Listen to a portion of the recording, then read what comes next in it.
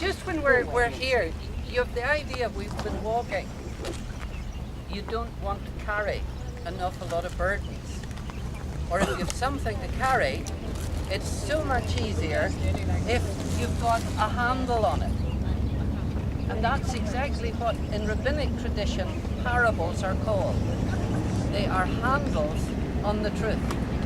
Because people, they can't carry a whole pile of theological books about with you. You can't carry a library, but you can carry a story. Who can forget stories? You see, there was the little donkey and the big fat man. And all day the little donkey sweated. I wished he'd get off my back. And the big fat man says, I wish that donkey would stop and I could get off.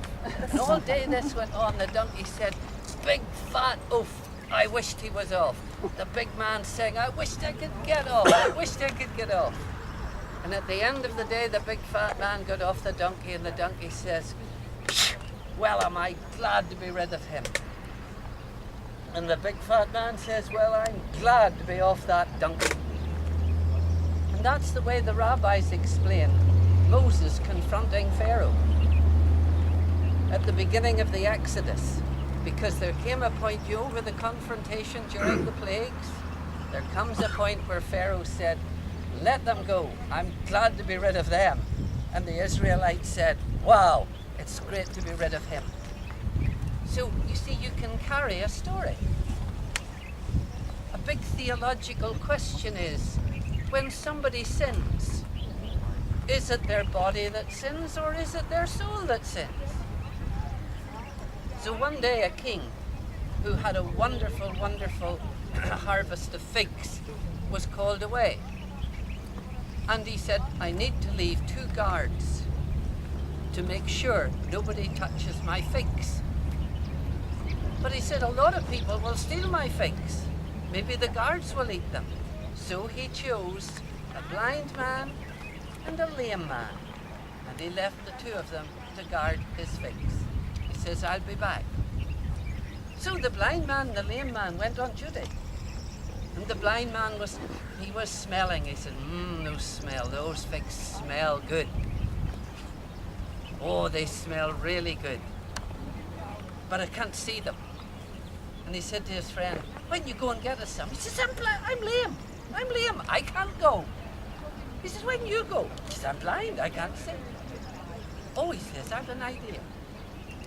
The blind man says, why don't I put you on my shoulders?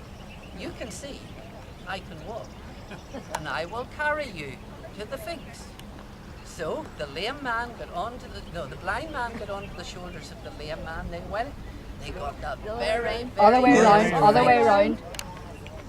What way? The lame man got on the shoulders of the blind man. Sorry.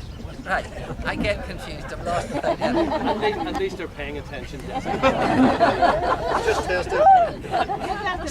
Will you stop talking when I'm interrupting?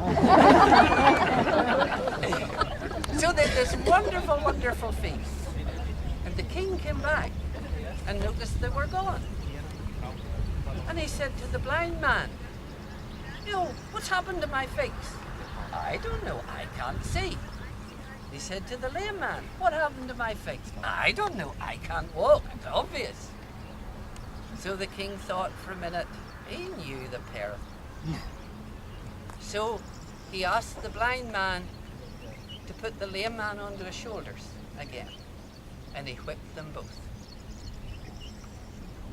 Because you couldn't put the blame on one or the other.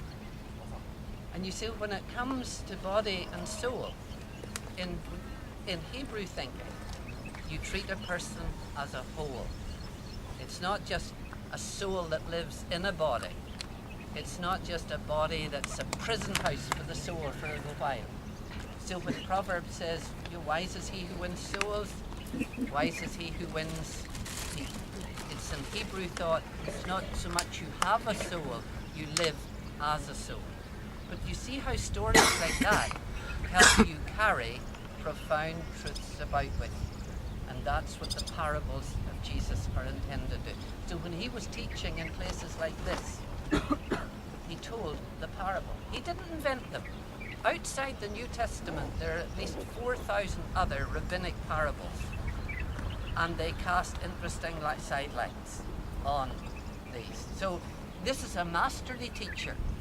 He's teaching in such a way that everybody, can carry the truth away, because who forgets a story?